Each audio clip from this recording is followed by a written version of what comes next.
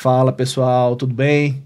Mais uma vez aqui, João Paulo Melo, para mais um Juris Talk, dessa vez muito especial, com um casal especial também, que vem falar de temas bacanas sobre direito, empreendedorismo e tecnologia. Hoje a gente vai ter uma temática bem interessante, que é o casamento entre educação e compliance, uma temática que vem com a colaboração do portal Juristec também, como vocês já sabem, e da Edu Compliance. Então, mais uma vez, obrigado pela presença, Liliana, obrigado pela presença, Felipe. Valeu. Estamos aqui para a gente conversar um pouco sobre essa temática, né? Fiz essa introdução aqui para a gente começar a falar sobre casamento, educação. A gente vai falar também sobre jiu-jitsu, a gente vai falar sobre compliance, que é importante. Mas eu queria começar, primeiro, agradecendo vocês, né, pela vinda. E queria saber um pouco da história de vocês, né? Um pouco de como vocês se conheceram, né? Que já é esse casal lindo, com um filho lindo, mais lindo ainda, né? E eu queria conhecer um pouco mais de vocês. Na realidade, eu conheço um pouco, mas queria que vocês se apresentassem também, contassem um pouco da história de vocês, para a gente poder começar aqui. Primeiras damas. Professor, boa tarde. É muito prazer estar aqui. Então, casamento, compliance, direito, como é que isso tudo aconteceu? Eu sou portuguesa e eu fiz toda a minha formação lá. E quando eu ingressei no doutorado na Universidade de Coimbra, eu conheci esse meu colega de turma, meu atual marido, que na época a gente se conheceu, namorou, ainda lá quando ele estava em Portugal durante o nosso curso. Casamos, foi tudo muito rápido, em menos de 6 meses a gente já tinha resolvido todos os nossos problemas. Todos os nossos problemas. E aí eu vim para cá por conta disso, ela é daqui, então a gente se mudou para cá, não tinha sentido a gente ficar um de cada lado. A gente combinou tentar nossa vida juntos aqui. Eu faço uma pergunta, só interrompendo um pouquinho. Esse cidadão sai daqui e vai para lá, né? Fazer o quê? Esse cidadão vai fazer o quê lá? Pelo amor de Deus. Foi fazer doutorado. Ah, sim. Porque eu tinha uma história que eu vi que ele era meio sem futuro aqui, estava meio sem fazer muita coisa. Um homem organizado. Já era um homem organizado. Já. Tudo organizado. Eu sei, porque você foi meu aluno, eu faço questão de dizer isso em todo canto. Ela também só quis alguma coisa comigo porque eu era organizado. Sim, é verdade. Ela é muito organizada. Eu soube também que tinha uma raiva ela falou num dos episódios que eu tive que tem uma raiva, um momento Verdade. assim, que esse cara é muito, né, sabe muito, Sem sem futuro. Tem essa história também? Como é que é isso, Felipe? Como é que foi essa conversa? Não, tem, porque a gente tem estratégias diferentes, né? De abordagem no Brasil e em Portugal, né? É verdade. Aí eu tinha que identificar como é que eu podia paquerar lá, né? Que Entendi. É diferente. É importante. Lá tem outros... Não vou dizer como é, não. Não tem essa dica não, é verdade. Mas se quiser dar a dica, não tem problema não, né? Deixa pra guardada aí. Informação privilegiada. Privilegiado, exatamente. Mas ela ficou meio com raiva de mim durante um tempo, porque eu queria chamar pra almoçar, né? Só isso. Só isso. E ela fugindo, que não queria almoçar. E eu insistindo. Aí eu usei a tática do gelo. Aquela adolescente, sabe? Exato. Funcionou. Com você eu não falo mais, né? Não, com todo respeito, bom dia, boa tarde, boa noite, mas parei de convidar para almoçar, fiz de conta como se fosse um colega de turma, como qualquer outro, né? Você usou um pouco de economia também, né? Você tinha muita disponibilidade e você foi para escassez, né? Aí, exatamente. Importante. Aí a gente estudava numa mesa como essa assim, era oval, né? Mas comprida. E ela sentava onde você tá e eu aqui. Na época do gelo, a mesa tinha um vidro por cima. E a madeira, aquelas madeiras escuras, né? Tipo mogno. Aí ela fazia um reflexo. Eu ficava olhando para todo canto, menos para ela. E eu olhando pelo reflexo aqui, ela. E eu percebendo que ela estava incomodada porque eu não estava mais dando atenção a ela. Aí quando eu percebi isso, eu disse, eita, já era. Agora tá pronto, né? Ela malandro. fica meio chateada. Que malandro, esse brasileiro malandro, não tem jeito, é malandragem planejado. bacana. Não, mas muito bom, muito bom. E isso resultou hoje num filho lindo, né? Que vocês têm um apelido carinhoso, né? Pirulito. De Pirulito, né? Coisa mais linda, o filho de vocês. Muito bacana. E esse resgate, na realidade, é muito interessante porque mostra o quanto a gente tem essa comunhão, né? Países diferentes, mas com uma história muito comum e é muito bacana vê-los, né, trazendo essa unidade, né? O pirulito vai ser a representatividade dessa união do Brasil e Portugal. Muito bacana. E como é que foi esse momento lá, para você, principalmente, Felipe, e para você também, do doutorado? Como é que era isso? Qual era a ideia? Como é que é um pouco da educação também lá em Portugal? Como é que vocês veem isso? Você está há mais tempo lá, né? Desde mestrado, graduação. Então, Pode falar. A educação lá na área do direito, eu acho ela um pouco mais fechada. A gente estava até comentando isso agora antes de começar.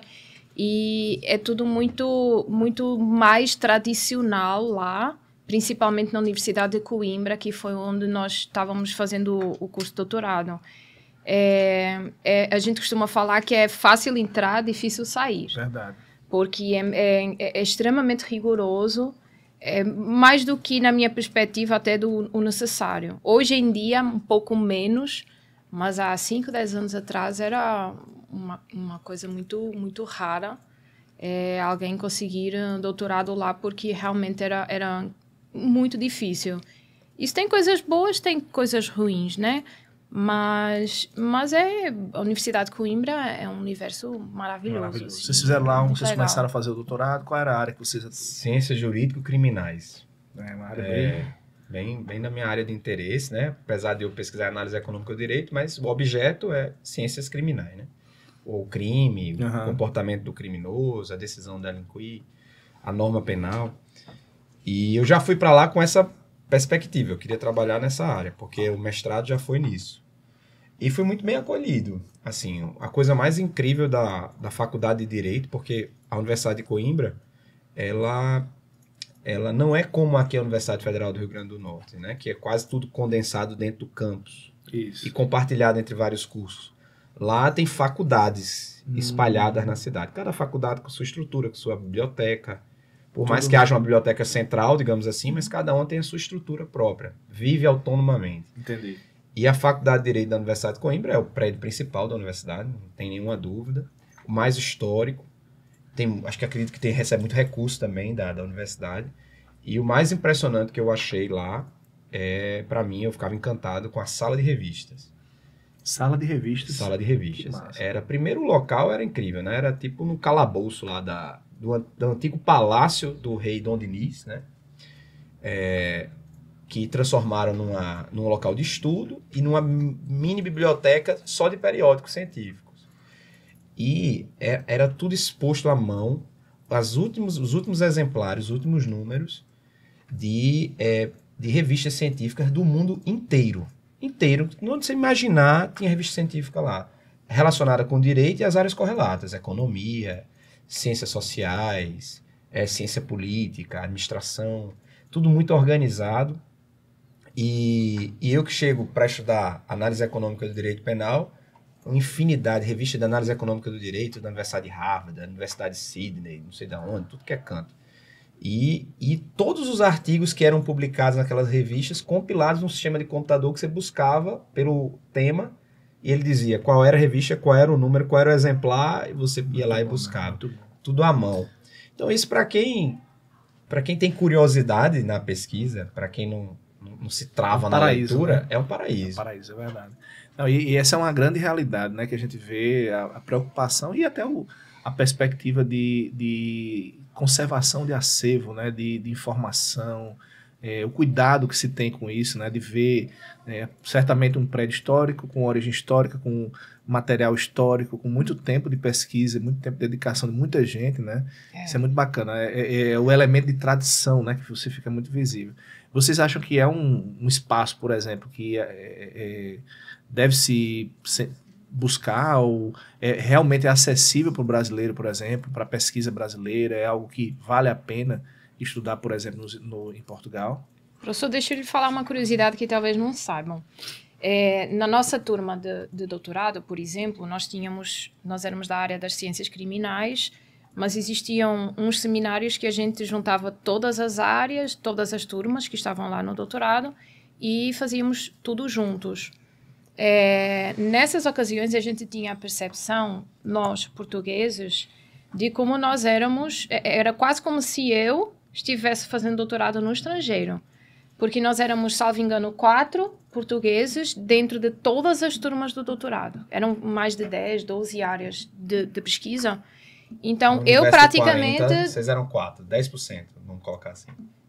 40 alunos, vocês eram 4. Então, assim, muita gente vindo daqui para lá. Era quase um doutorado internacional dentro da sua própria casa. Justamente. E a Universidade de Coimbra, ela valoriza muito, às vezes até mais, o estudante brasileiro que vem de fora do que aquele que está lá pesquisando. Maravilha. Existe alguma característica, além da característica que você descobriu no seu digníssimo esposo, que você acha que o brasileiro tem, que a gente pode dizer assim, não, isso aqui é bacana, deve ser preservado, é diferente, o que é que você vê? Muitas. Para que a Universidade, por exemplo, de Coimbra queira acolher esses brasileiros? O Porto é porque são, apesar das origens serem muito parecidas, as mesmas, né? Mas eu vejo que o brasileiro tem é mais relaxado no bom sentido. Não do ponto de vista de incompetência ou de desleixo, mas no sentido de trato. É mais próximo, é mais aberto, é mais divertido. E o português, ele é muito formal, incrivelmente formal. Às vezes formal demais, ao ponto de que o português passa a ser mal interpretado. Entendi. Então, isso eu acho que é uma característica que traz uma leveza muito grande. Isso vocês veem com positividade? Muito positivo. E isso dentro desse ambiente acadêmico que é muito fechado, que é muito rigoroso, como eu falei, às vezes até demais, quebra um pouco. Então, acho que abre um pouco os horizontes de lá para novos avanços. Eu acho isso uma característica muito legal. Capital social, né? Porque eu acho que assim, nossa professora de 2 seminários lá, os temáticos da área, né? A professora doutora Maria João Antunes, ela era muito temida por ser muito sisuda e tal. E ela foi juíza, né? Que ela chama juíza do Tribunal Constitucional Português, que seria o equivalente a uma ministra do STF aqui no Brasil. Por mandato, lá é por mandato, a propósito. Aqui também deve ser, na minha opinião. Um dia será, né? Começou a movimentar isso, né? Vai que dá certo. A gente copia tanta coisa de Portugal, devia copiar isso também, né? Estamos alinhados nesse sentido, viu? E aí, ela causava uma sensação, assim, de dureza, né? De distanciamento. E Liliana sempre falou que, Felipe, você é querido dela, ela gosta mais de você do que todo mundo, não sei o que e tal. Talvez porque a gente já é tão calejado, leva tanto fora na nossa academia também, e a gente tem talvez essa aptidão que Liliana disse que é desenvolvida culturalmente, né? Que eu levava um fora da professora, abria um sorriso e ia por outro caminho. E esse negócio é resolver, meu prazo tá ali, eu tenho que entregar. Então, acho que isso era positivo. E do ponto de vista quando a gente fala de Brasil, e lá ficou muito claro que existem vários Brasis, né? É verdade. Lá ficou muito claro isso. E ficou claro para os meus poucos colegas portugueses do doutorado. Eles perceberam isso nessa experiência. A interação que quem é do Rio Grande do Norte, como eu, tinha com os 4 colegas portugueses era de outro patamar se comparado com os colegas do Rio Grande do Sul. Verdade. Eles tinham muito mais dificuldade de interagir, de serem compreendidos. Até o jeito de falar. O português deles era muito menos acessível aos portugueses do que o meu. Nossa, né? E a cultura e tudo. Então, há vários Brasis, né? Então, acho que isso também foi outra descoberta, né? É muito interessante. Eu vejo conversando com outras pessoas também, eu vi exatamente isso. A gente tem... na realidade, existem elementos, né, positivos que a gente tem, que às vezes a gente não valoriza, sabe? A pergunta que eu faço é exatamente nesse sentido. A gente tentar criar uma percepção de valor também, né? Você colocar uma realidade dessa, que os portugueses nos acolhem muito bem, que tem uma tradição e a gente respeita demais, porque é um país diferente no sentido de positividade, de PIB, de educação, de organização, etc. A gente tem muitas dificuldades aqui, mas no final a gente tem um capital muito forte, que é o ser humano, né? Então isso conta muito quando a gente, né, recebe o feedback de alguém que não é da casa, né? Que não é do nosso dia a dia. Então eu recentemente tive esse feedback também, eu perguntei exatamente nesse sentido. Mas Dentro da história de vocês, fiz algumas pesquisas e eu fiquei sabendo também que rolou aí um ano sabático nesse período aí. Eu não sei se foi antes ou depois desse rapaz, para já exatamente tranquilizar, mas rolou um ano sabático. Eu queria entender o que foi que houve nesse ano sabático, o que aconteceu. Você contar aqui um pouco pra gente também. Engraçado, né? A vida ela é muito curiosa, os caminhos que ela toma. Eu tinha depois que eu terminei a graduação, eu ingressei direto no mestrado, estava fazendo o estágio da Ordem dos Advogados lá, que é mais de 2 anos que a gente precisa realmente ficar trabalhando, estagiando, para depois fazer provas, enfim, é bem diferente daqui, bem mais complicado, caro, difícil, muita prova, muito exame, prova oral, enfim. Então, eu tive praticamente todo o meu mestrado fazendo também o estágio na Ordem.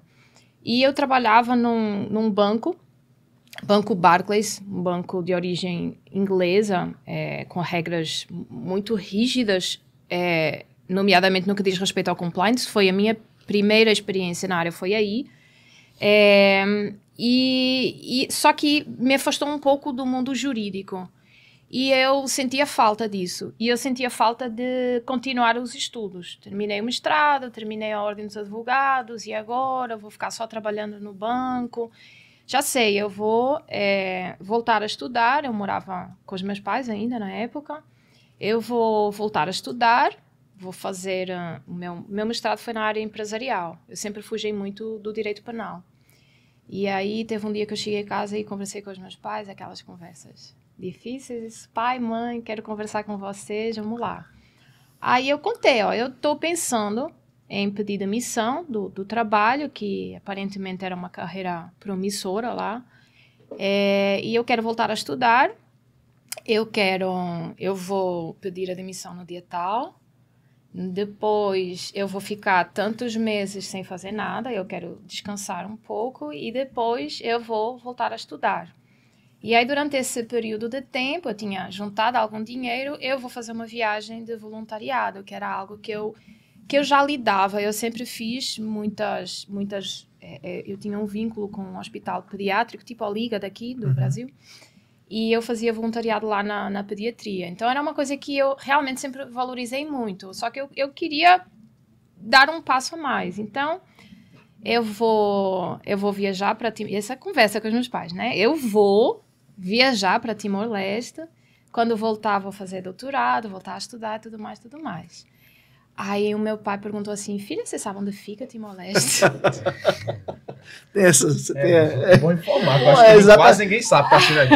Aí eu disse: eu sei, fica do outro lado do mundo, a viagem demora 3 dias, é difícil, tem esses entraves, porque eu já tinha pesquisado tudo, né? Já tava custa pronto. mais ou menos tanto, então não sei o quê. E eu tenho uma tia que é freira, irmã do meu pai, que está lá em missão, em Timor-Leste, na época eu estava lá. Eu disse: eu vou falar com a tia, e vou pedir para ela me acolher lá, para ficar uma temporada fazendo voluntariado. Aí os meus pais ficaram meio assim, mas foi tudo tão rápido que eu acho que eles não só processaram depois que eu viajei. Não deu tempo de fazer a interdição, não deu tempo, né? A interdição não estava pronta, justamente. Né? Deixou correr. Comprei passagem. Se tivesse com ele, já sairia a interdição. Ele é mais rápido do gatilho. Todo um protocolo, e foi muito engraçado, porque eu viajei com o meu passaporte, caducava com menos de 6 meses. Eu não sabia na época. Nossa. Eu quase fui presa em Singapura. Foi um rolê assim... Que maravilha. A gente daria um podcast só para falar dessa história. Mas a ideia, na realidade, eu imagino, tá? Não tenho certeza, nunca fiz uma situação como essa. Eu acho até que a questão do voluntariado é um dos elementos que falta dentro da minha perspectiva de vida. Eu acho que é muito interessante, mas não imaginava, nunca imaginei pro Timor-Leste, tá? Então, deixar claro isso. Mas assim, eu acho que tem um quê de propósito, né? Tinha muito isso, né? Eu acho que tinha essa ideia de... Ou era uma experiência... Não, é como se tivesse faltando alguma coisa em mim, não como experiência, mas como pessoa, como personalidade. E eu fui, assim, eu realmente o que me vinculou lá foi a minha tia que estava... Sim. Mas, naturalmente, eu podia fazer voluntariado dentro do próprio país, enfim, em outros lugares mais próximos, mais fáceis. Mas eu fui. E quando eu cheguei lá, foi realmente uma aventura. Eu lembro-me que minha tia, ela votou. As irmãs lá da comunidade fizeram a proposta e todas autorizaram a minha ida, menos a minha tia. Aqui é freira. É isso. Aí eu disse, sabendo da realidade, né? e ela disse, poxa tia, por que você recusou? Eu disse, porque você era uma menina da cidade e essa realidade aqui é muito diferente, você não ia se adaptar. E realmente eu acho que me iludi um pouco nesse sentido. Ninguém nunca está preparado para o que vai ver numa terra como lá. E quando eu cheguei, eu lembro que quando eu cheguei eu perguntei, tia, onde é que faz reciclagem aqui? Aí ela ficou rindo. Eu percebo que isso hoje é absurdo, mas aquelas coisas que realmente, quando eu cheguei, eu pensei, meu Deus, o que eu fui fazer? Mas aí eu pensei, eu vou estar cá nos próximos meses, não tem como eu voltar. Então, ou eu encaro isso com um sorriso, ou eu vou ficar chorando daqui até ir embora. Verdade. E aí dava 2, 3 dias, eu já andava lá com a roupa deles, descalça na rua, com os meninos. Foi uma experiência, assim, que é realmente inacreditável. O quanto isso impacta uma mudança a gente. de paradigma de vida, com né? certeza, com certeza. A gente tem uma realidade aqui que não se compara, obviamente, mas a gente fica muito próximo de uma realidade de muita pobreza, sem o componente, né, vamos dizer assim, bélico e de dificuldade que existe no Timor-Leste, obviamente, distante disso, mas tem uma dureza, o sertão, por exemplo, o interior da gente, tem muita fome, tem muito problema. Talvez a gente não tivesse um distanciamento como você tinha lá em Portugal, né? Mas a diferença que eu acho é que aqui, em todos os lugares do mundo, tem situações de extrema pobreza, mas a gente tem um comparativo. Lá não tem. Não tem, é verdade. Então, eles estão, apesar de ser um povo sofrido por conta de história recente de que eles passaram, mas é um povo incrivelmente feliz, é um povo que brinca com nada. Com nada. Com nada. É bem mito da caverna. É bem isso, né, cara?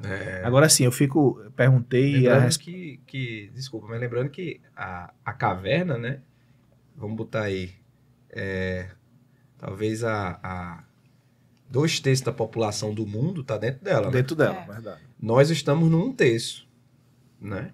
Então, o nosso país, ele toma como referente países desenvolvidos, né? Verdade. E quando você como professor da universidade e eu, na condição de aluno, na época que eu fui seu aluno, a gente recebia alunos de Guiné-Bissau, Angola, e o Brasil já era, para eles, Natal, né? Que, querendo ou não, é a periferia do Brasil, né?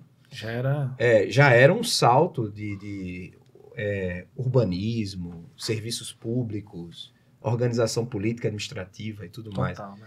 Então, eu acho que essa experiência de Liliana, ela foi realmente sensacional, porque ela tá talvez no campo, ela vinha de um campo privilegiado desse terço do mundo ainda, né? Dentro desse terço, e conheceu... E foi engraçado, porque eu tive mais dificuldade em me adaptar quando voltei a casa do que quando cheguei lá.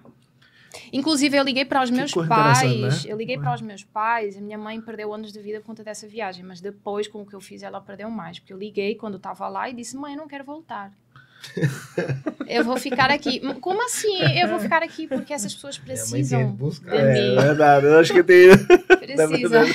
Tinha lá a tia deu um empurrãozinho para ir embora, mas é muito incrível, assim, é uma ilha, Timor-Leste é uma ilha muito pequena.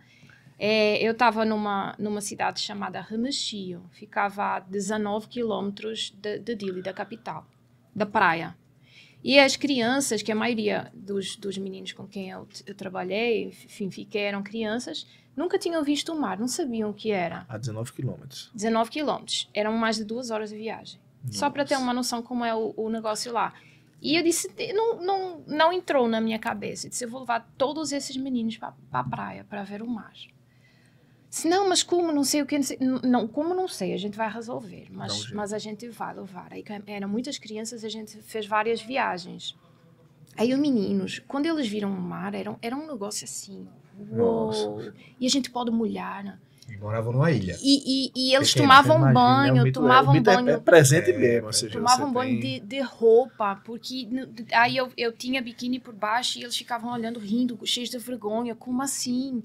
Então, assim, é uma realidade muito, muito, muito diferente. Aí tinha um menino lá, numa dessas viagens que a gente fez para a praia, que as crianças geralmente quando chegavam, ficava brincando, se soltavam rapidamente, e tinha lá um menino mais tímido, que eu quando olhei, estava todo mundo brincando, eu ficava brincando com eles dentro d'água, e aí quando eu olhei, estava um menino, há um tempo, parado lá, sentadinho, quieto, debaixo de uma palmeira, olhando nada. Aí eu fui lá e tentei conversar com ele, porque o dialeto é a língua oficial portuguesa, mas eles não falam, quase ninguém fala português, então esse foi outro problema. Outro problema também. Então, é o teto, o dialeto local. Aí a gente, de certa forma, tentou se comunicar e eu percebi que ele estava com medo. Ele não sabia onde ele estava. Para ele, aquilo era muito diferente. Muito diferente. Um negócio cheio d'água, até perder de vista. Nem tirar as placas que tinha lá na praia, né? Cheio de crocodilo. Placa é igual a Boa Viagem, só que Boa Viagem é tubarão, lá é crocodilo, no mar. Nossa. Tinha. E esse menino, eu consegui, depois de muitas tratativas, ele foi no meu colo, que nem mochilinha, Entendi. e ele se abraçou a mim, e aí eu fui levando aguinha, levando ele para molhar um pezinho, aí ele foi se soltando e ficou. Acabou que brincou lá com o resto dos meninos, e ele me marcou muito de um jeito especial. E a curiosidade é essa, o nome desse menino, que eu só pensei nisso, conversando até essa história, faz pouco tempo com uma amiga lá no trabalho. O nome desse menino era Eduardo, que é o nome justamente do nosso menino. Mas não foi nem pensado, foi coincidência, era uma história que tinha ficado lá atrás que marcou muito. E hoje em dia eu relembro ela com um carinho mais especial ainda, justamente por conta disso. Mas sem dúvida. Muito bonito, né? Lá, Sem muito bonito. Não, e a natureza humana, né? No final das contas, a gente busca isso, né? Essas conexões de relacionamentos, de pessoas, né? Independentemente de onde estejam, né? Você vê que um país como o Timor-Leste, né? Numa situação que é o Timor-Leste, mas certamente deve ter um capital humano fantástico. Amiga, é o seguinte, você tem uma mulher, no mínimo, muito corajosa. Porque fazer o que ela fez, sair do jeito que ela saiu... Pra vir pro Brasil foi sossegado, né? Demais. Essa foi... Rapaz, então agora eu sei por quê. Aí eu quero saber dessa história de você. Agora eu sei por que você foi fazer jiu-jitsu. Entendi agora. Quando eu recebo um telefonema do nosso mestre, Tássio, e ele diz, olha, chegou um cidadão aqui dizendo que conhece você. Eu digo, opa, peraí, foi seu aluno. Eu digo, opa, peraí, aí eu vou, ele mostra a foto, diz, foi mesmo, excelente aluno, aí ele está se matriculando aqui, vai fazer jiu-jitsu. Eu queria entender, agora entendi. Você disse, rapaz, eu preciso, no mínimo, saber me defender. Então, conta um pouquinho dessa história do jiu-jitsu, porque eu acho que tem a ver com isso, tem a ver com o que a gente está colocando aqui. Bom, assim, longe de comparar, mas ela sempre gostou de voluntariado, independentemente da ida dela para Timor. Ela já fazia antes no IPO, que é tipo a Liga contra o Câncer lá no Porto, né? E ela já pretendeu fazer aqui, já fez algumas vezes aqui também, no Brasil. Então, o hobby dela sempre foi esse, né? E o meu hobby foi sempre atividade física, esporte. E, sobretudo, arte marcial. Eu sempre gostei de luta, fazia quando era pequeno, mas nunca tive referência familiar. Ninguém nunca na minha família se engajou nisso, ninguém nunca fez nada relacionado com isso. E aí eu estava passando por um momento bem difícil de trabalho, né? Porque eu era coordenador do curso de Direito da UNP e a UNP já estava naquela coisa de ser vendida para outro grupo empresarial, né? E aí começou a enxugar pessoal, aquela maluquice, você sabe, né? De empresa privada que acontece, né? Mais capital aberto, né? Aí me colocaram para coordenar todos os campos de Natal da UNP, onde tinha curso de Direito. Então eu coordenava 1.700 alunos. Só. Uma cidade, né? Você era o prefeito, na realidade. Você não era coordenador, você era um prefeito. E assim, aquela estrutura administrativa de apoio à coordenação compartilhada com todos os outros cursos. Então, o coordenador de arquitetura, que tinha 300 alunos, tinha a mesma influência e relevância no corpo administrativo. Então, eu que me virasse, né? Então, eu já tinha um problema muito grande, assim, de sobrecarga de trabalho. sempre quis fazer o melhor trabalho possível lá e consegui, né? Isso eu acho que é algo que eu posso levar para minha vida, né? Que eu consegui, no tempo que eu estava lá, melhorar a vida das pessoas, apesar dos pesares, professores e alunos. E aí vem a pandemia. No dia 17 de março de 2020, eu estava passando em sala de aula, dando recado, aviso, normal, vai ter prova semana que vem, professor tal vai faltar, não sei o quê, como coordenador circulando na sala de aula da UNP, no campus São Roberto Freire. No dia 18, já não tinha mais aula. Já tinha decreto e tudo. Fechando tudo. E no dia 18, à noite, já havia aula remota, professor dando aula remota na UNP. Não teve um dia no curso de Direito sem aula. Um dia. E para viabilizar isso, a saúde foi embora. Mas eu continuei. Continuei, a gente foi resolvendo tudo que era possível, inovamos. Eu até brinquei já com alguns colegas professores, que se alguns estiverem assistindo aqui, vão lembrar. Antes da live de chão de avião, como é o nome daquele do sertanejo, bem famoso, que é grandão, fortão? Gustavo Lima. Antes de Gustavo Lima, a primeira live da pandemia foi um evento de direito privado no curso de direito da UNP. Olha só, tá vendo? Foi concebido por mim, pelos professores de direito privado da UNP, professora Marília, essa turma todinha, Muriele, Pedro Borba, que ajudaram lá. Foi o primeiro evento remoto, live que teve. Ó, antes de tudo, todinho. Foi aqui em Natal. Aí nós realizamos isso. E tudo isso ia custando para a minha saúde, né? Comecei a engordar, comecei a não me movimentar. Eu acordava 8 da manhã, ia dormir 3, 4, todo dia sentado em frente ao computador. Ela levava comida para mim no computador, trabalhando. Retardando a loucura total. Até que quando chegou julho, a universidade pega... Desculpa me estender nessa história, mas é porque eu nunca contei. Então, aproveitei para contar aqui. Quando chega em julho, a universidade chega com uma notícia terrível para todos os coordenadores de curso. Ela diz assim, agora a gente tinha curso em Natal, Mossoró e João Pessoa. Então tinha um professor dando aula de direito penal aqui, um professor em Mossoró e um professor em João Pessoa.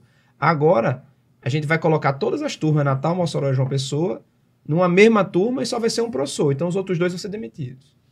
Nossa, que... Quem vai demitir? Então você tinha praticamente que demitir quase 70% do seu corpo docente durante a pandemia. Né? Loucura, né? Uma situação bem complicada. E disseram para mim, direito foi o único curso que a gente não vai fazer isso. Por quê? Porque foi o único curso que o índice de satisfação dos alunos aumentou durante a pandemia comparado com o índice anterior antes da pandemia. Foi quase maravilha. Um milagre. E eu fiquei muito satisfeito. Dei essa notícia aos professores, atribuí a eles o mérito, né? Óbvio que era deles. Quando chega na véspera de começar as aulas, literalmente, faltava 2, 3 dias para as aulas começarem em agosto, todos os meus professores com planejamento feito, material enviado para aluno, turma no sistema, tudo bonitinho. A São Paulo, a matriz da grupo empresarial, disse, como é isso aí em Natal, que o curso de Direito não vai ter? Pode mandar demitir. Nossa Senhora. Faltando 2 dias, todo mundo já tinha trabalhado, planejado tudo. Eu entrego o cargo de coordenador por conta disso. Não aceito, não ia fazer isso de jeito nenhum. E foi até bom, porque reverteram pelo menos metade das demissões, com o baque que foi, né, a minha entrega de cargo.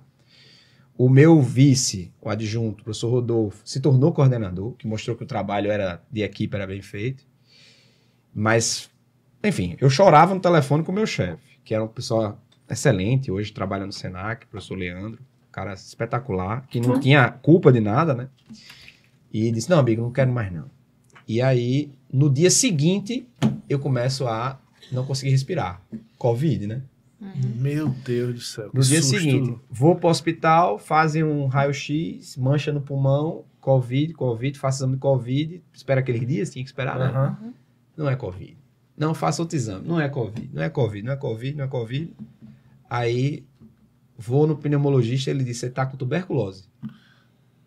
Que coisa maravilhosa, né? Que notícia no assim, meio da pandemia, Covid, eu tô com tuberculose em isolamento social dentro de casa. Sim. Como eu não sei. Fiz um exame na rede pública, que era o único lugar que fazia, PPD, acho, uma coisa assim, positivo para tuberculose.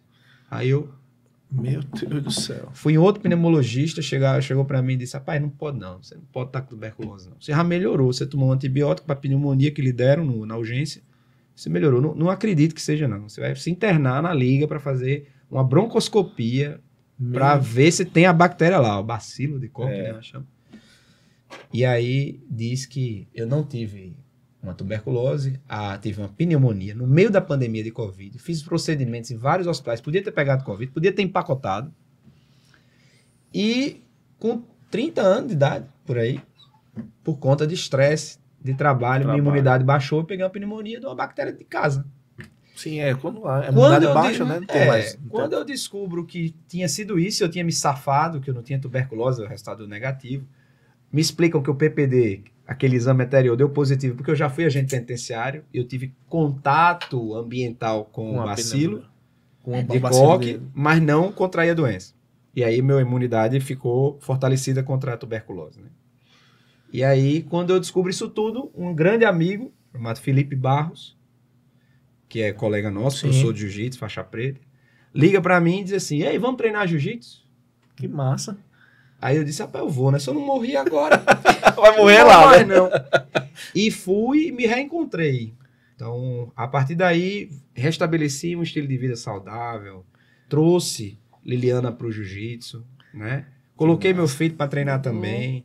Então, foi isso. Basicamente, a história foi essa. Que maravilha, né? Então, mas realmente, a lógica de sustos, né? Na vida que a gente tem, né? De você ter esse momento de ser chamado a atenção, né? Peraí, você quer o quê da sua vida, né? Você vai continuar fazendo esses excessos, né? A gente sabe que tem muitas justificativas, a gente sabe das necessidades, da formação de família, da ideia de carreira, etc.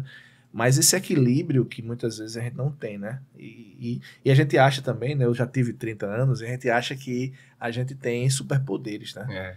Então, também já tive vamos dizer, esse momento de excesso de trabalho, é algo que a gente tem que estar sempre preocupado, né?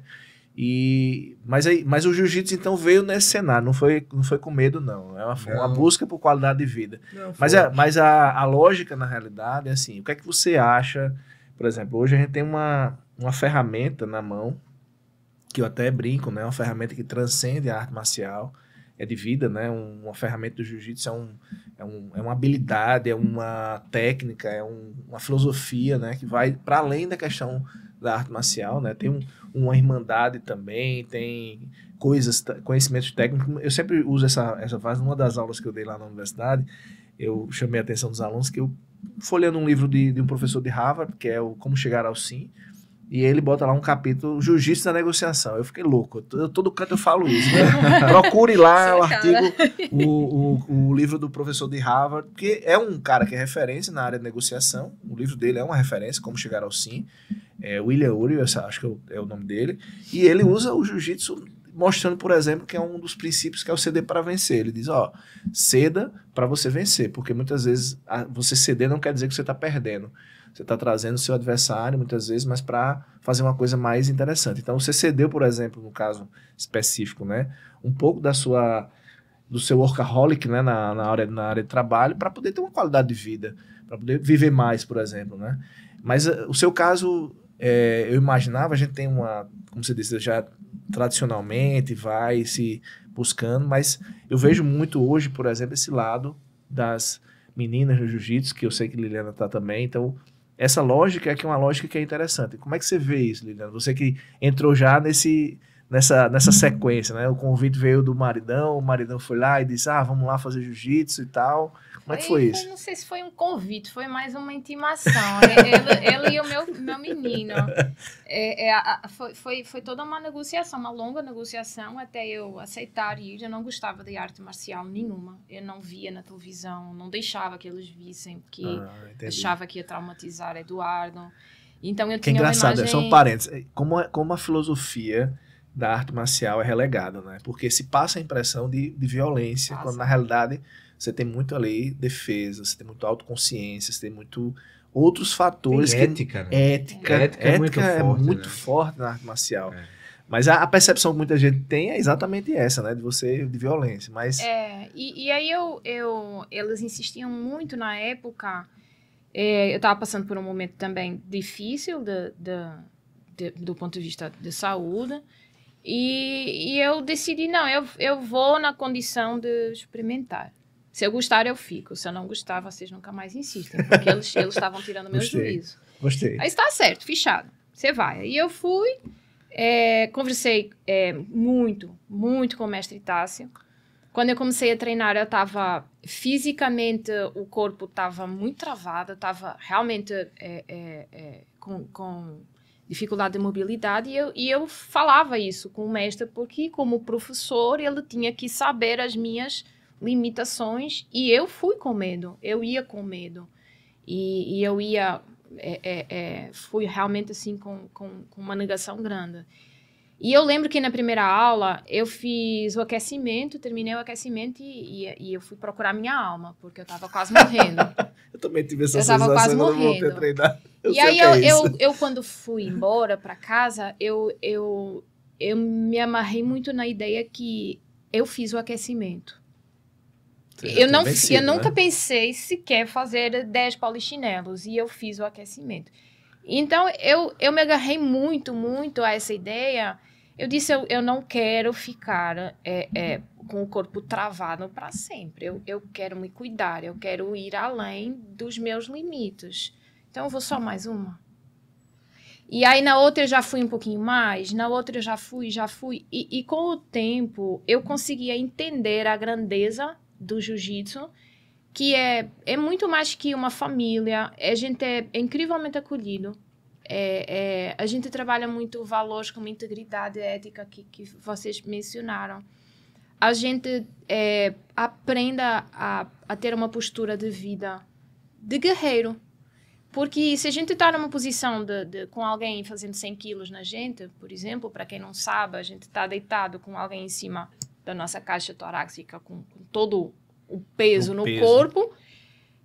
Quando a gente está num treino, numa situação dessas, a gente só tem uma alternativa: sobreviver.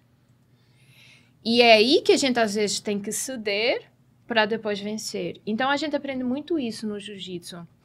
E quantas vezes a gente não passa por desafios todo dia em que a gente não pode se deixar abater, a gente realmente precisa sobreviver. Verdade. Hoje eu vou sobreviver, amanhã eu vou vencer, mas hoje eu vou sobreviver. E aí vai. Então, o jiu-jitsu ele trabalha muito o psicológico do ser humano nesse sentido também. Obviamente que a questão física, a questão da saúde, tudo isso é realmente uma filosofia de vida que traz benefícios de inúmeras valias. Sim? Eu sempre digo assim, a primeira concepção que você tem... E esses dias eu estava escutando exatamente isso, é a mudança de mentalidade, né? Você se entender enquanto um agente, vamos dizer assim, de completude, integridade entre o físico, o mental, né? As concepções que a gente submete no tatame, né? De você estar ali, muitas vezes, achando que está numa posição de vantagem, não está, ou ao contrário, achando que está em desvantagem, não está. Você criar um cenário de conscientização, de controle, né, de princípios, né, éticos, você, por exemplo, a gente trabalha muita colaboração, o seu companheiro de treino, você tem que preservar a integridade dele. Então, realmente é uma imersão de valores, de conhecimento que a gente vive constantemente, né, constantemente. Eu estou na fase agora que o meu desafio, na realidade, é o desafio da longevidade. Então, diferentemente de outros desafios que se tem dentro do jiu-jitsu, né, do aprendizado, a gente tem o inicial, né, que eu acho que assim, os primeiros mais anos... explosivo. Os primeiros anos são anos de paixão, né? Então você encontra e diz, meu Deus, é isso. Como eu já estou há algum tempo, então fica aquela lógica, peraí, como é que eu me preservo dentro da academia, dentro do jiu-jitsu, de uma forma que a gente continue aprendendo. E realmente é aprendizado constante, né? Tanto quando você aprende, quanto você ensina, é um negócio que vale muito a pena. Mas falando em nosso mestre Tássio, realmente é diferenciado, né? A gente tem um professor diferenciado. E eu acho que tem um valor também ali que é importante, que eu queria entrar, que é o valor da educação. Então, assim, a gente tem também na filosofia, no jiu-jitsu, a educação. Mas eu não queria falar mais de educação no jiu-jitsu, porque a gente já está, nesse sentido, falando sobre um tema que não é o foco da nossa conversa. Mas educação de uma forma geral. O que é que vocês veem? Como é que vocês imaginam a educação olhando cenários, olhando o cenário atual, olhando a importância da educação, como é que vocês entendem que isso tem um vetor, já que a gente, por exemplo, vai falar um pouco também do compliance, vamos falar de compliance, mas primeiro eu queria entender de vocês, já que a gente está diante de 2 professores, né, que imagino gostam bastante da temática. Então aqui eu pano para manga, viu? Pode falar muita coisa, né? Assim, sobre educação. Eu vou falar do que está vindo na minha cabeça recentemente, certo? Assim, que me afeta diretamente. Eu sou professor desde 2013, então completou 10 anos, né? Agora em junho desse ano completou 10 anos. Mas eu já gostava disso antes, por isso que eu optei por essa carreira. Eu fui monitor na universidade, dava aula particular de matemática quando eu era mais novo, né? Então, sempre gostei dessa área e trabalhei com isso. Hoje, tanto sou profissional da docência, né, no direito, na universidade, como também estou como instrutor, sob a supervisão do professor Itácio, ministrando pequenas aulas, treinamentos de jiu-jitsu também. Ótimo. Porque eu me encontrei nisso, porque é o que eu sei fazer. Talvez eu saiba mais reproduzir o que o meu mestre me ensina do que transmitindo para alguém do que fazendo, lutando, né? Acho que como professor a gente tem as habilidades, né? Pronto, seja um bom lutador. Não sei. Não. Eu sei talvez lhe dizer como você possa ser, mas eu não consigo ser. Exatamente.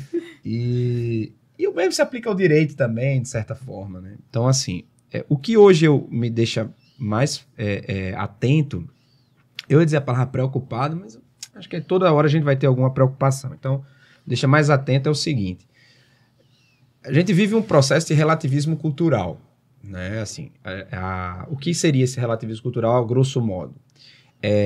Toda sociedade ela tem vários elementos de coesão para se compor, para ser identificada como uma sociedade. Um deles é a moral. A moral é um código, né, de condutas que permite que a gente interaja com certa previsibilidade. Então, por exemplo, quando eu estendo a mão para você, eu estendo sem o receio de que minha mão vai ficar vazia, sem a retribuição do aperto de mão. Então, essa previsibilidade, ela decorre da moral, que é um dos elementos da cultura, talvez o mais importante. E isso cria a identidade social, ou seja, ali há uma sociedade, porque eles compartilham de um código moral. E a educação, ela é isso, né? Ela está dentro disso, ela reproduz moral, ela decorre da moral, né, de uma sociedade.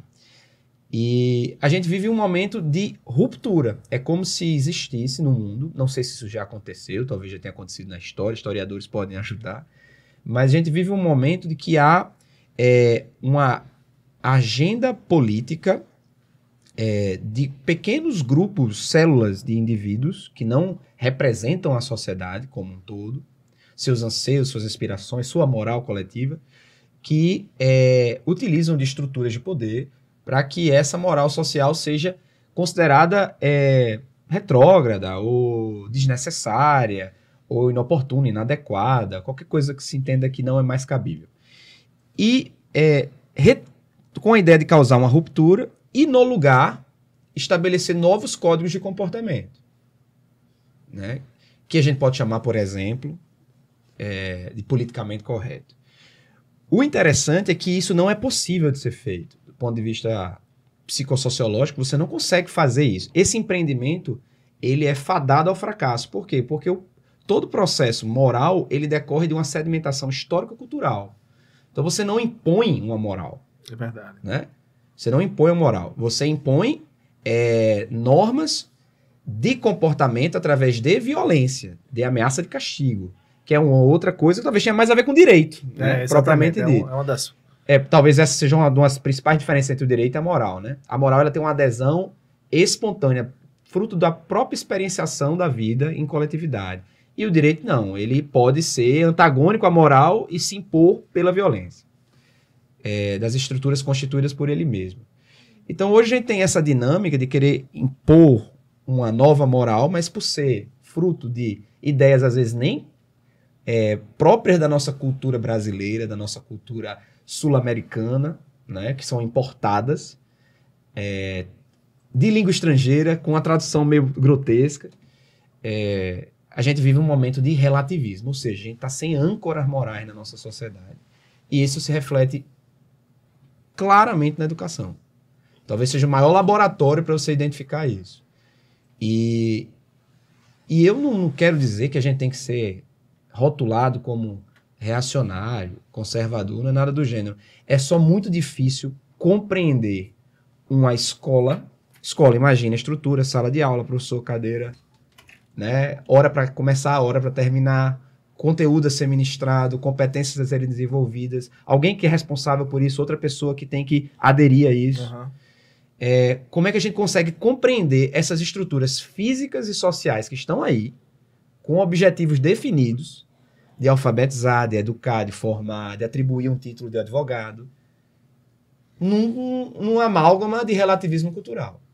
Então, faz sentido eu ser professor, chegar nesse ambiente e ser, de certa forma, tirar da minha credibilidade como tal, porque eu posso representar uma estrutura social, patriarcal, hierarquizada, tudo mais, que tem que ser rompida. E a gente pergunta, para colocar o que no lugar? Nada, porque não há como colocar, porque precisa ser um processo histórico.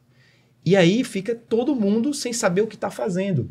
O professor finge, às vezes, que dá aula, não é para todo mundo, mas para alguns alunos, os alunos fingem que estão tendo aula, e aí alguns sintomas acontecem com, por exemplo, o professor parar de ser chamado de professor, começa a ser chamado pelo prenome. Isso se torna uma regra. E aí você começa a perceber esses sintomas. Aí, esse sintoma, ele cria uma sensação de permissividade e de nivelamento que rompe com essa hierarquia estrutural da escola, né? Porque o professor está à frente, os alunos estão sentados. E aí você começa a perceber outros tipos de violência dirigidas de aluno para professor, de professor para aluno. O professor começa a confundir seu papel, ele acha que pode ser o amigão dos alunos. E não que não possa, mas essa não é a sua função primordial. Ele não pode querer isso em prejuízo da sua função. O aluno, por sua vez, tem um professor como mais um colega de sala. E aí a gente começa a perder muito tempo com coisas, com dificuldades, com desafios que antes simplesmente não existiam. E o processo formativo perde lugar. Né? Que na realidade a gente está vivendo hoje também nessa pegada, né? Ou um retorno, né? Lógico, porque, por exemplo, você tem hoje já vários movimentos de retorno da educação para o seio da família. Daí, por exemplo, pautas ou pleitos de homeschooling e coisas do tipo, porque você vê que a estrutura tradicional, né, se distanciou do que você colocou aí como código social, né? Então você tem uma estrutura dissociada e a família muitas vezes ainda não se dissociou, ainda tem algum lastro. Você já vai vendo outras zonas de busca disso, própria nossa academia, né, o jiu-jitsu, como uma forma também de educar.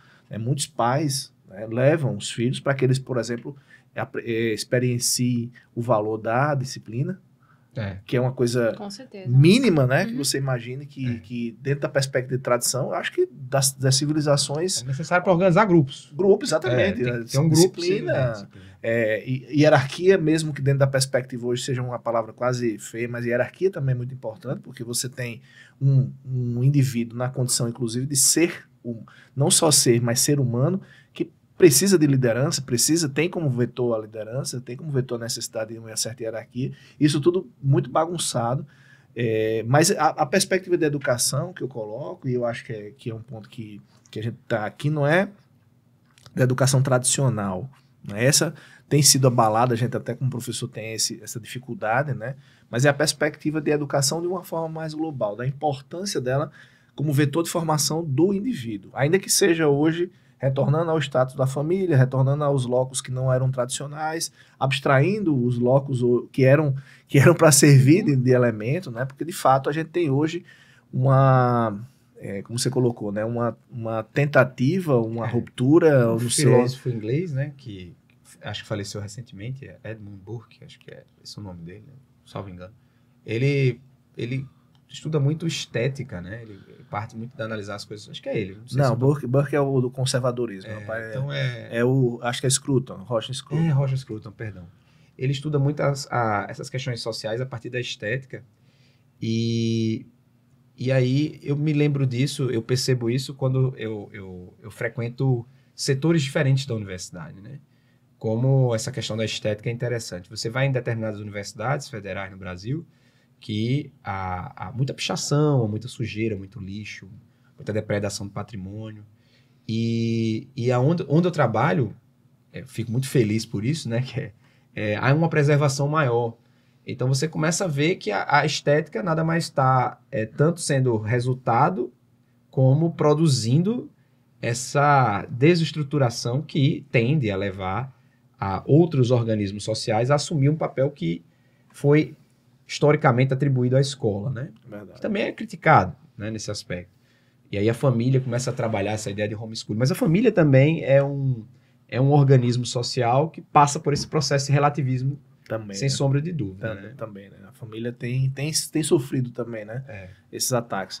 Mas a educação é um vetor, né? A gente há de convir que esse vetor ele é um vetor importante dentro da construção de uma sociedade. Ainda que ela esteja sob ataque, né? Vamos dizer assim, a educação... Base de tudo, né? É a base de tudo, dos né? valores que a gente tem que saber passar, né? Principalmente como família, pai e mãe, tem que passar esses valores, bons valores através da educação para os nossos filhos. E a educação começa em casa. É né? verdade, a gente tem isso como vetor, né? Justamente. Mas entenda, né? Aí é o ponto que eu queria escutá-la, né? A ideia, na realidade, o Felipe colocou muito bem, você tem hoje um sistema, né, um código que está sob ataque. Né? Então tem uma pauta, tem discussões que transcendem isso, mas a gente tem e até o fato de estar sob ataque indica que ele é um setor importante. Né? Porque se não fosse um setor importante, estrategicamente ele não seria atacado. Né? Então a ideia, na realidade, é assim, temos uma pauta, temos uma discussão, mas existe um consenso. É um vetor importante de formação do ser humano. Né? Então, quanto você atribui isso na condição até de professora, né?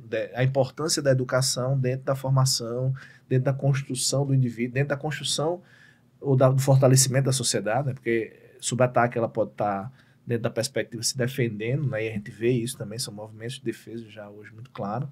Como é que você vê isso? Eu acho que está perdendo um pouco a essência, a educação se distraindo com essas outras pautas atuais, acaba que a educação fica perdendo o foco. Como o Felipe comentou, o professor hoje tem muita dificuldade em ser professor, tradicionalmente falando. A gente tem muita dificuldade, cada vez mais, em poder cobrar do aluno, por exemplo, o rigor que é merecido em cada nível de escolaridade. Isso é uma diferença que eu vejo que há 10 anos que eu estou aqui, há 10 anos que eu percebo que esses valores estão cada vez mais misturados, mais bagunçados. O foco da educação acaba cada vez mais perdendo o seu papel essencial.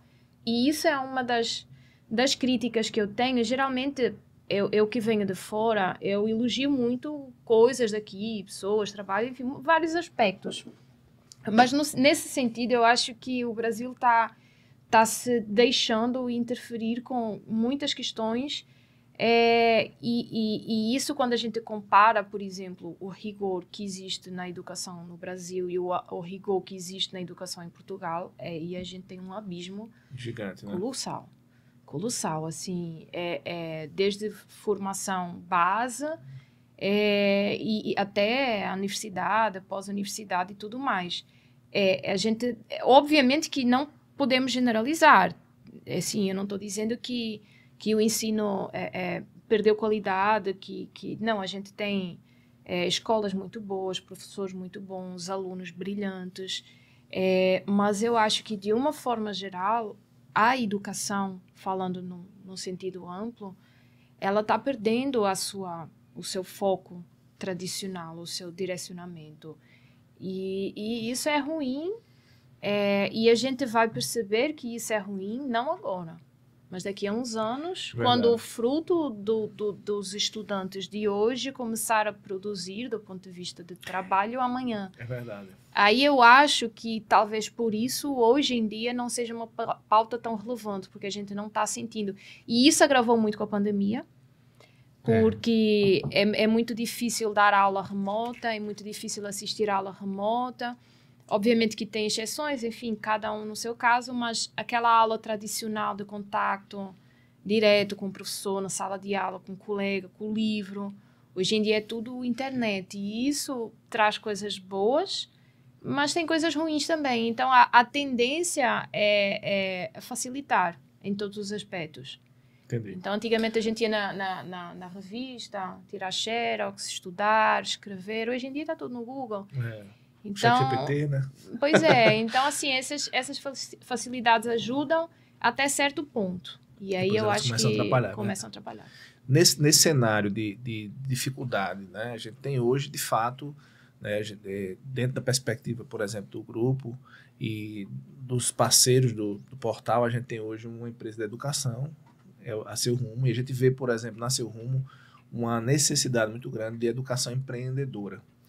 Eu sempre digo assim, o papel do empresário, do empreendedor, é transformar a dor em oportunidade, né? Então, existe uma base aí nesse sentido de formação, por exemplo, para a EduCompliance. Vocês veem também pela deficiência, pela dificuldade, pelos problemas que a educação vem passando, vocês veem a EduCompliance como um vetor, tem nela, por exemplo, uma missão de fortalecer, de melhorar a educação. Como é que vocês veem isso? Professora, o compliance para mim, como eu falei, né? Ele entrou na minha vida tem já vários anos, na experiência que eu tive lá quando eu trabalhei no banco. E na época eu não dei tanta relevância porque dentro do contexto onde eu trabalhava isso era uma situação muito normal. Ter compliance, ter políticas de compliance, a gente trabalhava muito por ser uma instituição financeira, combate à lavagem de dinheiro. Então, o nosso foco ele era muito rigoroso nesse sentido. E depois que eu saí do banco e ingressei no doutorado, aí eu fui juntando as peças. Então, eu peguei nessa experiência prática, comecei a estudar um pouco mais sobre o tema. Depois, muito rapidamente, eu já estava aqui no Brasil.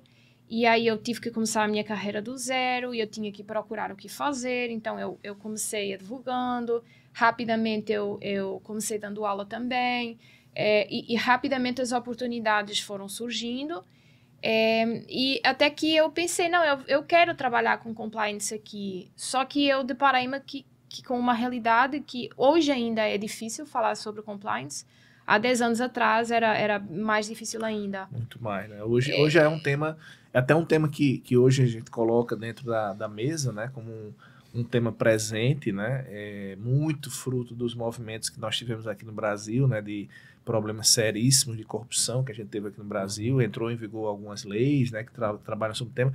Mas antes de falar do compliance, a ideia, na realidade, é assim, mas e o que é isso? Né? Porque para muita gente, para a gente, talvez a gente fique mais à vontade, mas o que é esse compliance? Qual é a ideia dele? A ideia do compliance é ajudar as organizações a terem uma gestão mais eficiente.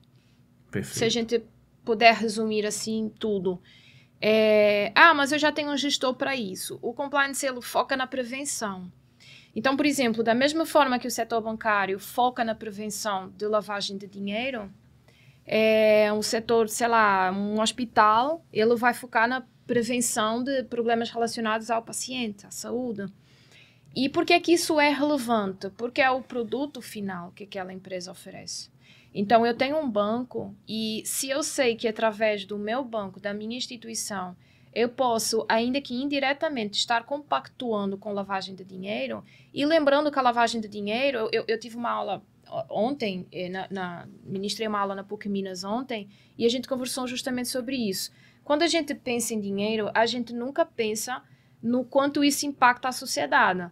Então, se o banco, de alguma forma, indiretamente, vamos colocar isso, né, muito claro, mas se ele indiretamente está compactuando com pelo menos facilitando ou não criando entraves com a possibilidade do criminoso poder lavar dinheiro, poder se enriquecer, poder desenvolver as suas atividades dentro do crime, a gente sabe que esse criminoso pode praticar qualquer tipo de crime, inclusive tráfico de criança, tráfico de seres humanos, sequestro. Ontem os meninos estavam comentando que o cliente entrou na agência muito nervoso para fazer um depósito de um valor que não era normal e que isso já gerou um alerta e que, de repente, as autoridades já perceberam a comunicação entre os órgãos.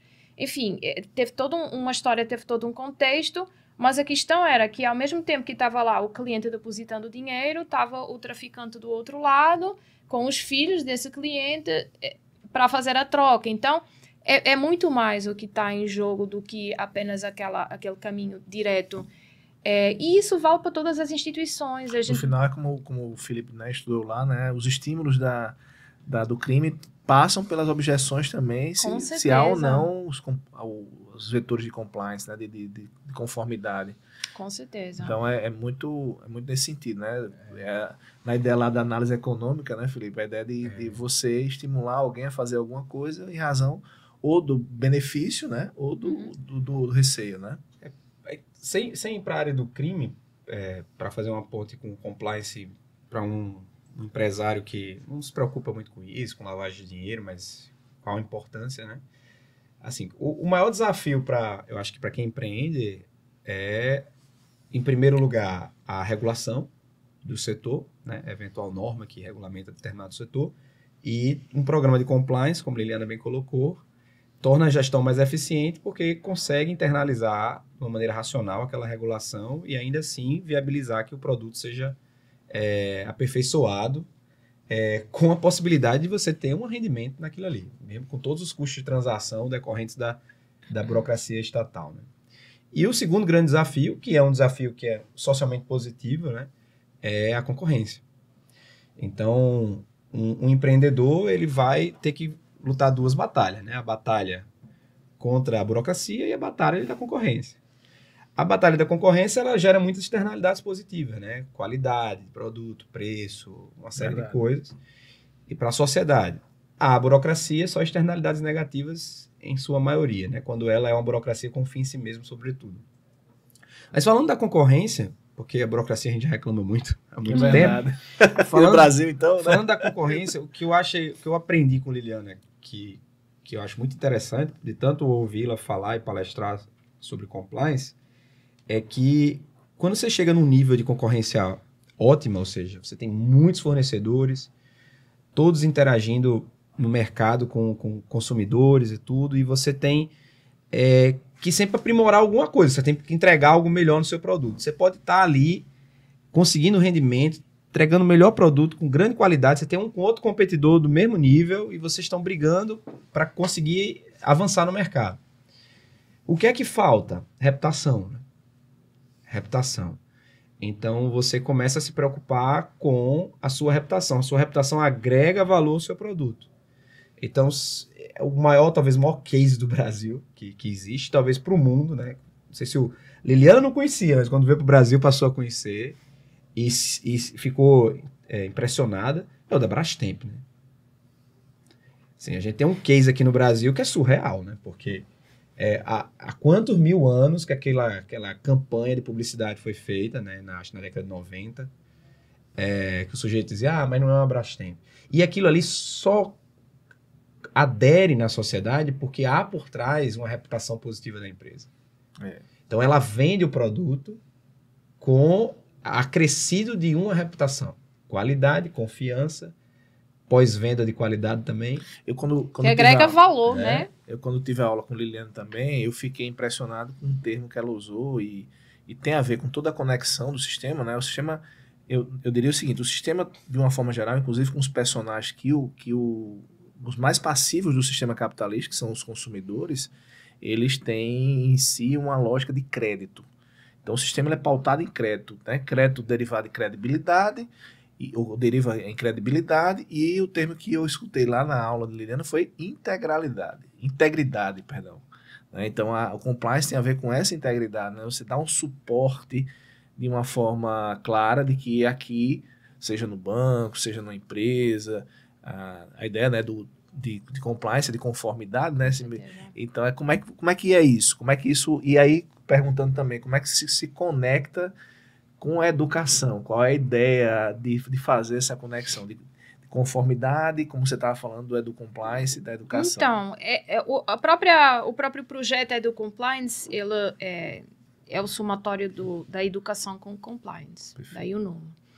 E por que a educação em compliance? Porque é necessário, e esse é o nosso objetivo, esse é o nosso propósito, essa é a nossa verdadeira missão. Tão somente disseminar boas práticas. Boas práticas relacionadas ao compliance, que abrange muita coisa, mas que tem esse propósito. Eu pego uma empresa, desde uma startup, um pequeno empresário a uma multinacional, e eu tento sugar dessa empresa tudo o que ela tem de bom. E isso gera valor de mercado, gera valor na concorrência, gera valor na imagem. Hoje, e a gente sabe que o cliente é um cliente muito consumidor, ele é muito inteligente. E nem sempre, necessariamente, ele vai escolher o que é mais barato. Verdade. Às vezes ele escolhe aquela marca que ele confia. Brastemp, por exemplo. A gente já passou por isso. Eu estava no shopping... Vai patrocinar aqui o podcast. Vai patrocinar o podcast da gente. Aberto, viu? Só para deixar claro, exatamente. Estava no shopping, brincando. Terceira vez, a gente vai começar a fazer mexã já, exatamente. Micro-ondas. E eu mesmo que vim de fora e que não tinha essa tradição, eu não conhecia... Eu falei com o vendedor, não é Brastemp, eu não quero. Então, assim... Já estava enraizado. Né? Isso, de fato, é algo que se consegue, é perceptível. E tudo isso tem uma história por trás, tudo isso tem que realmente ser trabalhado a verdadeira essência daquela empresa. Quando a gente consegue trabalhar a essência, é que nem um ser humano. Quando a gente consegue trabalhar a verdadeira essência da gente, a gente consegue dar o nosso melhor para os outros. Com certeza. Então, é isso. E todos os efeitos positivos, eles vão surgir de uma forma muito natural. Tem um estigma muito grande de que o compliance é muito caro. Então, por isso que a gente quer disseminar tanto. Não é caro. A gente consegue até implementar ele de graça ou com um custo muito baixo. E os benefícios que a gente vai ter lá na frente vão mais que compensar. Então, é algo assim que realmente eu acho que... Eu acredito de verdade. E é sobre a educação, né, nesse aspecto. Não tem como você ter uma experiência bem-sucedida de uma empresa como essa que a gente mencionou. Pode falar Brastemp outra vez, porque eu acho que é interessante. Pode ser que dê certo. Vamos falar do local, para ver se a gente abre outra oportunidade de patrocínio. E tem um case local também, que é o do Nordestão, né? Isso também é muito importante. Então, assim, essas empresas não tenham dúvida que elas têm uma política, ainda que talvez não propriamente identificada como compliance, até por ser mais antiga e tudo mais, mas ela tem uma política interna de criar pertencimento do funcionário, de fazer com que ele conheça que ali existe um propósito maior do que necessariamente gerar capital para determinada pessoa, mas gerar capital para a sociedade, para os funcionários, para os proprietários, para os acionistas, mas também tem um valor por trás daquilo, tem um propósito. Quando a gente pega... hoje virou uma moda, de certa forma até é bom que vire moda, né? Mas não pode ser só a forma, tem que ter o conteúdo. De toda a organização, a empresa pequenininha tem lá a sua missão, seus objetivos, seus valores, né? Se você, para compreender que aquilo ali não é só algo bonito de se ter na parede, mas é algo que você realmente vai perseguir, não tenha dúvida que se o gestor persegue, se o supervisor persegue, o funcionário vai começar a perceber que ali há um propósito maior do que necessariamente gerar capital. E isso cria uma afetividade pela organização que só é possível quando há uma política interna formativa.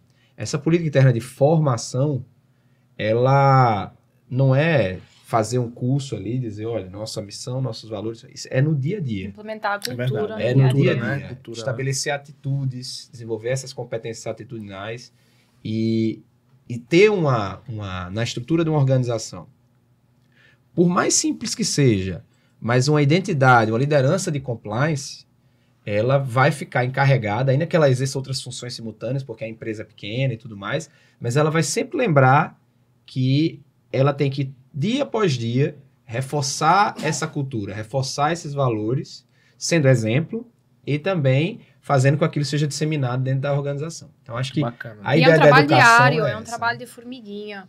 É um trabalho... Eu estava numa reunião, certa vez, com os clientes que eles tinham pano do fundo, o projetado uma pantera negra. Ele contou a história. Não, que a minha empresa é representada pela pantera, que é um bicho poderado e tal, forte. Aí eu fiquei pensando, eu espero que ele não pergunte qual é o bichinho que eu acho que representa a minha empresa. Porque na minha cabeça, o que representa o trabalho de compliance é formiguinha. Porque é justamente trabalhadora, vai todo dia e tem que estar presente, de facto, todo dia. É questão cultural da empresa, não da sociedade. A gente estava falando desses valores. Questão cultural de dentro da empresa mesmo. Então, assim, é muito legal quando a gente implementa isso na prática. Então, na realidade, como tudo faz sentido. Só para reforçar, a ideia, na realidade, é que a partir da educação, né, dentro desse universo da cultura, né, fazendo aqui o código moral da empresa, vamos tentar unir aqui as pontas, o código moral da empresa, educação, que a gente falou, dentro da perspectiva da integridade, você conseguir difundir isso de modo constante, não sendo nada artificial, que foi uma coisa até que você comentou muito bem comigo, né? Ou seja, hoje tem uma percepção de compliance como algo artificial.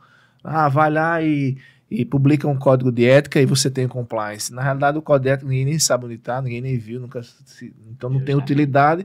Na realidade, é uma conformidade até de propósito, de educação, de crescimento, né? Como você colocou, de busca, né? De missão comum, né? De cultura mesmo, de uma empresa que hoje é muito caro e muito importante, realmente, diante até desse corte que é necessário, né? Porque a cultura da empresa, na realidade, vai ser um corte da cultura de uma sociedade. É aquela conversa que a gente teve, que aí tem uma conexão, acho que bem clara aqui, sobre a educação, né, os problemas dos desafios de hoje em dia. Com essa parte do código de ética, é interessante, porque se eu elaboro ou encomendo um código de ética para minha organização, e coloco, tá em vigor, ele não vai funcionar.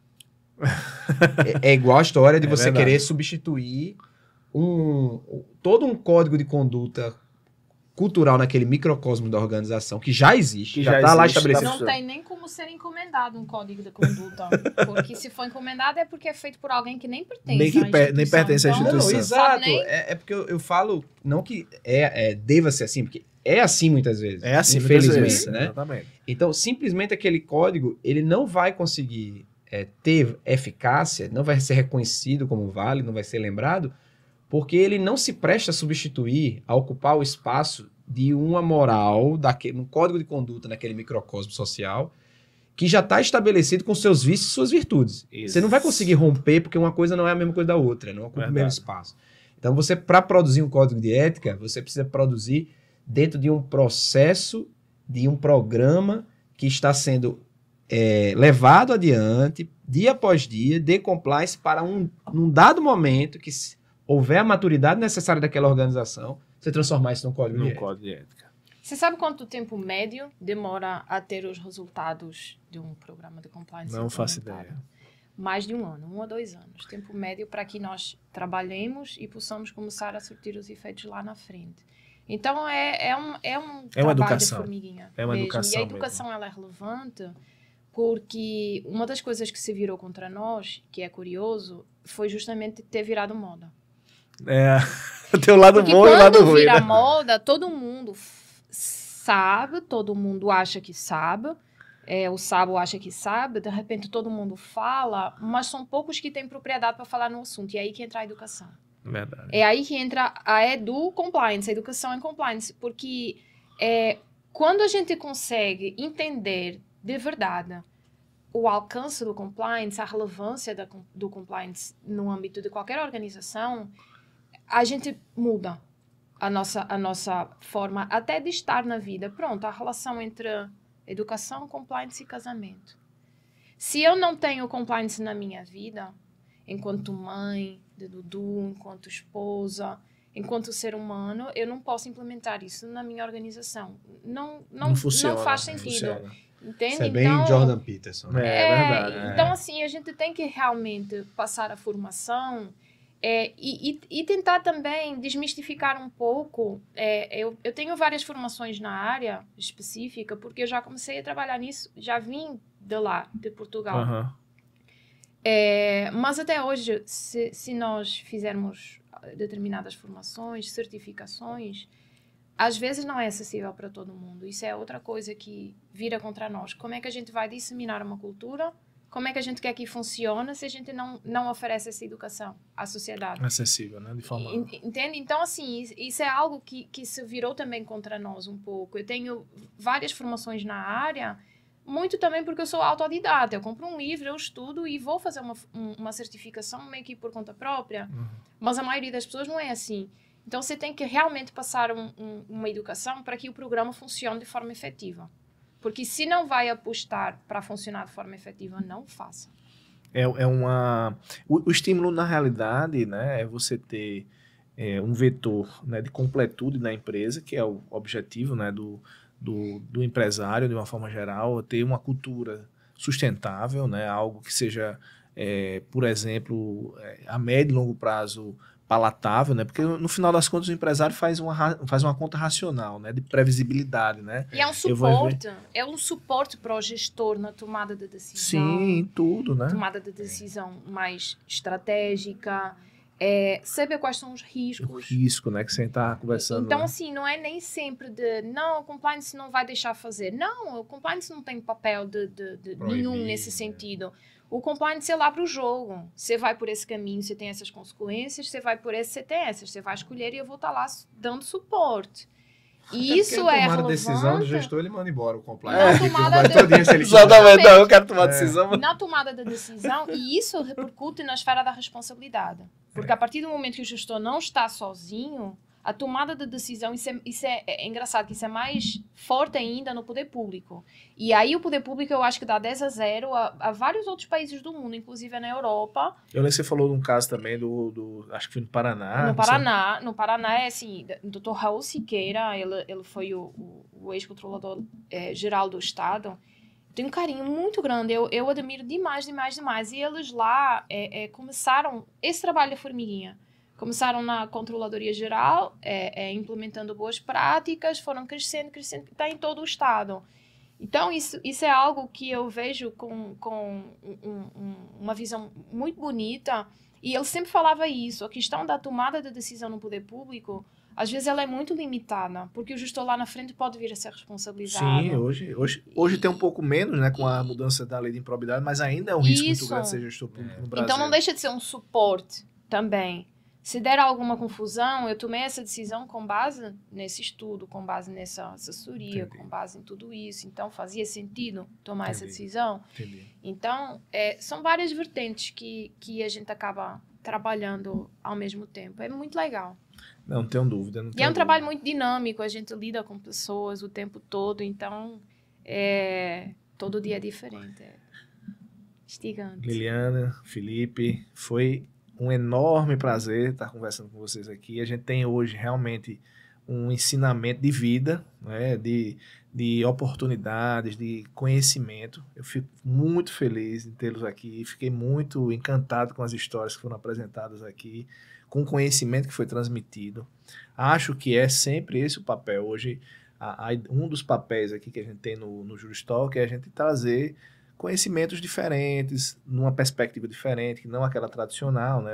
Usando as ferramentas que a gente tem hoje, né? Como redes sociais, YouTube, etc., para que a gente possa estimular as pessoas a se educar, né? Ou seja, é algo que realmente, né, é um vetor, é um vetor importante da sociedade, apesar de sob ataque, né? Como a gente colocou muito bem aqui, mas é algo que a gente não pode desistir também, a gente sabe disso, como guerreiros do jiu-jitsu, a gente sabe que um momento a gente tá por baixo, outro a gente tá por cima, pode ser que a gente consiga aí inverter de alguma forma esses momentos difíceis que, de uma forma geral, o mundo tá passando, né? Não é um problema só local também, né?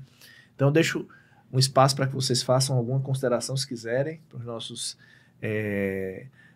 telespectadores, né? Nós temos aqui no YouTube, então é um videocast. Se vocês quiserem comentar alguma coisa, fique à vontade, tá aqui a câmera, vocês podem falar. Vamos falar para você, que é melhor. Então pronto, fique à vontade. Vamos mostrar os três aqui, né? Entre os três.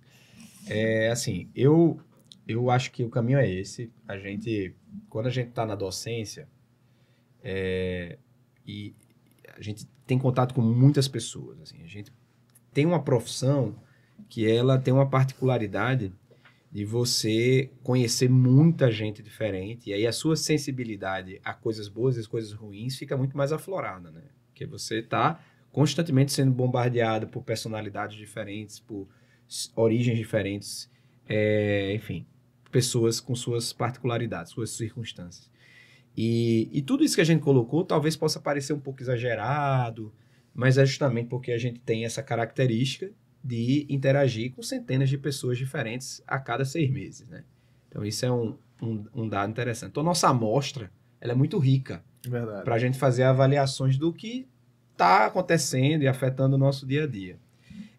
Diante disso, essa amostra também permite que a gente seja capaz de identificar o quanto, por mais que não atenda aos nossos critérios exigentes de resultado, mas por mais o quanto a gente consegue atingir positivamente a vida de algumas pessoas, né, também.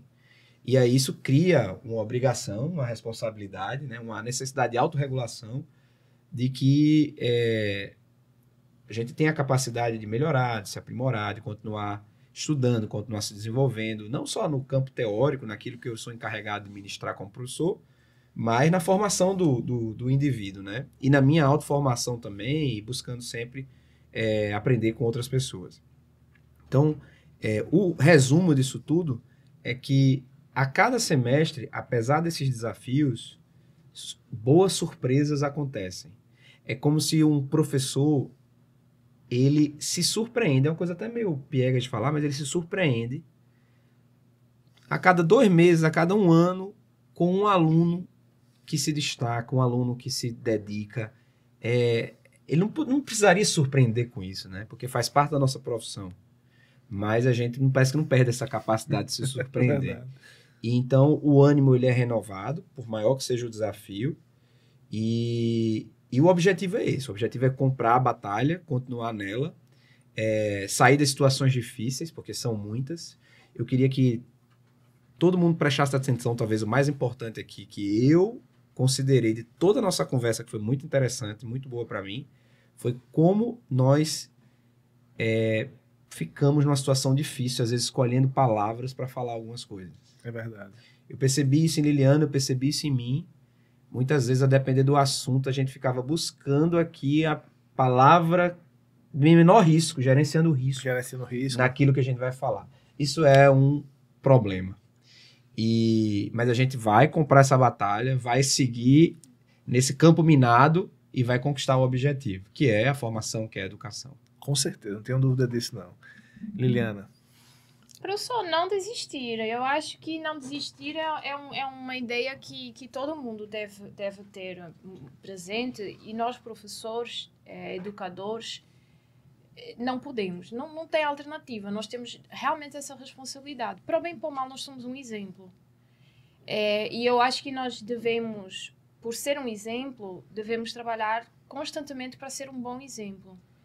E a docência, a educação, de uma forma geral, ela é um desafio monstruoso. É muito desgastante, física, emocionalmente. A gente dedica muito tempo. Enfim, mas a gente tem, de facto, essa obrigação e vale a pena quando a gente tem, no final de cada semestre, como o Filipe falou, a gente consegue... Eu falo isso muito nas minhas aulas. Eu dou um curso para 30 alunos. Se eu conseguir identificar o brilhozinho nos olhos de alguém, para mim já valeu. E eu sei que, de alguma forma, eu fiz a diferença. E isso, eu acho que vale mais do que... Isso, às vezes, é esquecido na educação. Eu acho que isso tem muita relevância. E quando a gente consegue chegar ao brilhozinho do aluno, o aluno ele vai se transformar e o aluno vai ter quase quase a obrigação de ele mesmo se superar. Então, a gente acaba dando um retorno bom para a sociedade. E então, eu vejo isso, assim, realmente como uma missão da vida. Uma missão que é muito nobre, que impacta diretamente a vida das pessoas e especialmente no compliance, que é o que me diz mais respeito, né, à educação na área do compliance. Isso impacta não só a vida das pessoas, como impacta a vida da coletividade. Poder público, instituições privadas, a sociedade de uma forma geral. A qualidade de vida da sociedade, a segurança da sociedade, Verdade. a educação da sociedade. Então, eu não desisto em busca desses valores. Às vezes, eu coloco, no final das minhas apresentações, uma vez eu coloquei a fotografia com 7 bebezinhos, nenenzinhos. Aí, foi lá na escola da Assembleia, aí o senhor perguntou, nossa, são 7 filhos? Eu disse, não são meus filhos, eu peguei da internet, é só porque a ideia é que a gente hoje trabalha para o futuro dos nossos meninos, então eu acho que isso não tem preço. Verdade. Eu fico muito feliz, né, porque como professor, né, tenho a oportunidade de ver esse bebezinho, esse fruto aqui na mesa, né, então eu tenho certeza que é um trabalho nobre, não tenho dúvida disso. Eu fico muito feliz de ter, né, ver esse trabalho, ainda que com dificuldade, sendo repetido, sendo usado, sendo aplicado dentro da sociedade. Existe um termo que se usa muito hoje, né, a gente tem um papel muito grande de impactar a sociedade positivamente, de modo a construir esse ambiente, principalmente, né, na condição agora de pais, né, para os nossos filhos, para as nossas futuras gerações. Né? Então, mais uma vez, obrigado. Muito Liliana, obrigada, professor. Felipe. Uma Eu honra, gostei foi demais. muito legal. Antes disso, importante também, antes de finalizar, queria deixar com vocês aqui um livro, tem a ver com a temática, né, de gestão eficiente, mas de conflitos jurídicos. A ideia foi produzir um livro sobre essa temática, falando de negociação, mediação, conciliação e arbitragem como ferramentas de resolução de conflito. Deixo aqui com vocês Muito como bom, presente muito para obrigado. vocês dois, Muito para vocês obrigada. aproveitarem um Obrigado. pouquinho também. É um livro que foi desenvolvido pela especialização, né? O professor Isso. Felipe deu aula lá em Direito e a temática é muito bacana. Mas, mais uma vez, obrigado. Obrigada. Pessoal, como vocês viram aí, mais um Juristalk, dessa vez com um casal fantástico, com muitos ensinamentos. Eu espero que vocês tenham gostado. Peço que vão lá, se inscrevam no canal, curta, compartilhem, deem feedback com relação ao que a gente comentou aqui, é muito importante. A gente está aqui com o objetivo realmente de difundir a educação de uma forma diferente, através dessas conversas mais informais. E é isso. Fiquem com Deus, até uma próxima oportunidade.